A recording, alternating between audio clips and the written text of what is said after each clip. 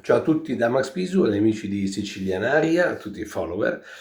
E niente, vi faccio un saluto particolare e volevo raccontare un po' di me, quindi da quando è iniziata la mia passione per la comicità, perché bisogna sapere che la comicità non è che si impara, ce l'hai dentro. E quindi da lì poi, io iniziando a fare spettacoli in oratorio, in parrocchia, mi sono reso conto che facevo ridere il pubblico e questa cosa mi divertiva molto. Ripagava anche me, quindi vedere il pubblico che si diverte è la cosa che mi piace di più. E quindi da lì sono partito, ho fatto poi dei corsi di recitazione intorno ai 20 anni, fino a che poi ho esordito in cabaret esattamente l'8 giugno del 91, ed è stata, diciamo, la prima volta che ho preso dei soldi salendo su un palco, quindi la prima volta che mi hanno pagato poco, che erano 12.500 lire più o meno, e quindi da lì ho iniziato la mia carriera di comico, e fino ad arrivare al 97-98, in cui ho partecipato a Zelig, alla trasmissione televisiva, e da lì poi è partita una serie di un percorso fatto di appunto apparizioni in TV, spettacoli dal vivo, teatro. Beh, oltre a Zelig ho partecipato a tante altre trasmissioni anche legate al calcio, tipo appunto quelli che il calcio guida il campionato, controcampo, conduzioni televisive di trasmissioni come Disco per l'estate, Notte Mediterranea, con Paola Barale, Panicucci, Carlo Conti, insomma diverse cose. E poi è arrivato anche il cinema.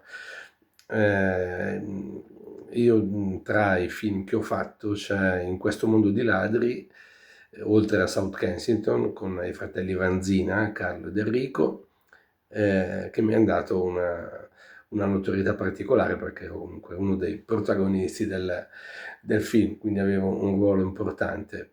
E In questo mondo di ladri è stato particolare perché abbiamo girato sia a Roma, a Cortina, a Londra, ai Caraibi, quindi mi ha portato, oltre che un'esperienza particolare, perché ero con bravissimi attori, tra questi Rupert Everett, sì, c'era, ai tempi non si conosceva, ma Sienna Miller, che partecipò proprio come primo film, in un film appunto.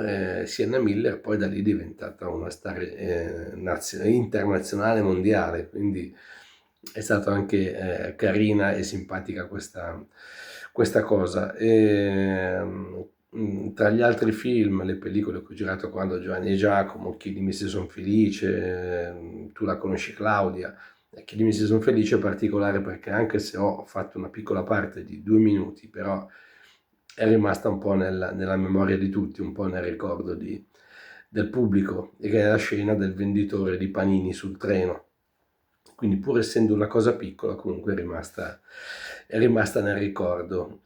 Ecco, il cinema è una cosa che mi piace fare tra le altre, e forse il sogno sarebbe quello di poter fare anche più cinema rispetto a quello che ho fatto negli ultimi anni, anche se il cinema ormai è legato molto a Roma. Quindi io continuo a fare teatro, continuo a divertirmi. Ho fatto sempre di tutto, appunto dal cabaret, il teatro, la televisione, il cinema, le fiction, le sitcom, la radio. Ho scritto anche un paio di libri che riguardavano Tarcisio, il personaggio di Zelig, e poi un libro legato alla cucina, che ho scritto, vabbè, legato soprattutto ai miei ricordi, che in qualche modo avevano a che fare con la cucina, quindi il ricordo dei sapori, degli odori, i profumi che si sentivano, legato a dei ricordi della mia infanzia piuttosto che ad altri fatti accaduti, però legato al fatto di una cucina sana, il mangiar bene, con l'aiuto di Carlo Casti, che è stato governatore di Slow Food.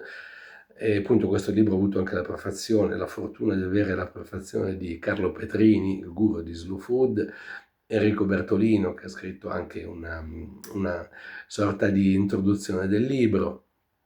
E insomma è stato un unirsi di passioni, perché il cibo, oltre al ridere e al divertimento, è una passione che accomuna un po' tutti, quindi è stato un libro particolarmente apprezzato.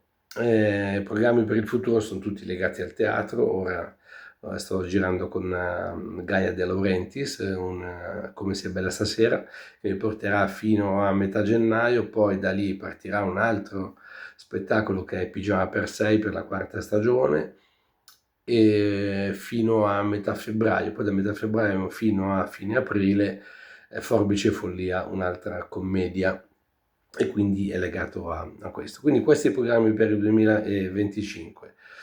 Quindi se volete seguirmi a teatro, magari spero di venire anche in Sicilia. Intanto saluto tutti i follower di Sicilinaria, che sicuramente non sono solo in Sicilia, ma saranno sparsi come siciliani in tutto il mondo. Sicilianaria, mi raccomando, vi saluto e un abbraccio. A presto da Max Piso. Ciao.